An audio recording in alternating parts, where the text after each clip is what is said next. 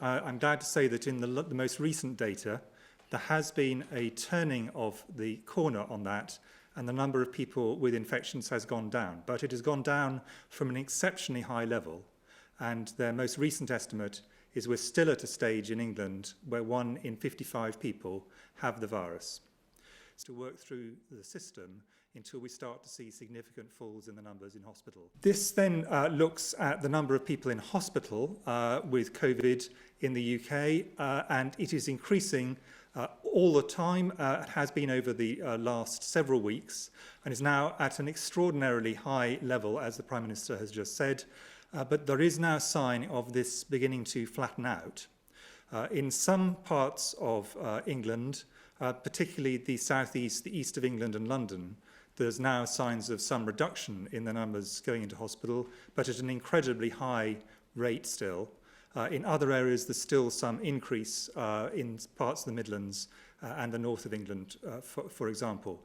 But overall, there is now a flattening out, and we hope to see, following the reductions from a high level in the number of cases, the beginnings of a reduction of cases in hospital. But this will take some weeks to work through the system until we start to see significant falls in the numbers in hospital.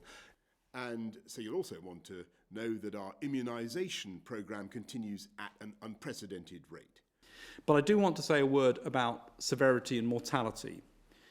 When we look at data from hospitals, so patients who are in hospital with the virus, the outcomes for those with the original virus or the new variant look the same. So there's no real evidence of an increase in mortality for those in hospital.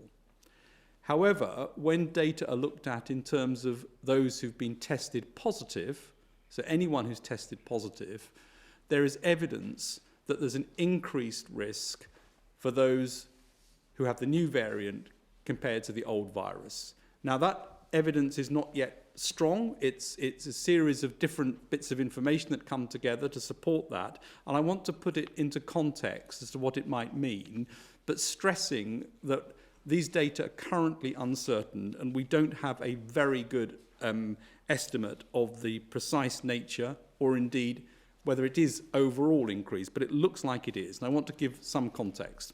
If you took somebody in their 60s, a man in their 60s, the average risk is that for 1,000 people who got infected, roughly 10 would be expected to unfortunately die with the virus.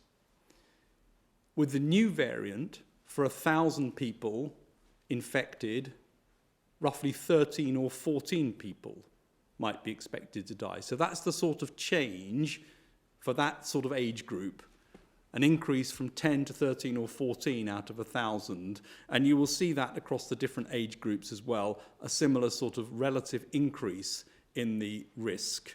So that's what we're looking at, but I want to stress that there's a lot of uncertainty around these numbers and we need more work to get a precise handle on it. But it obviously is of concern that this has an increase in mortality as well as an increase in transmissibility as it appears of today. Of offering a first dose to everyone in the top 4 priority groups by the middle of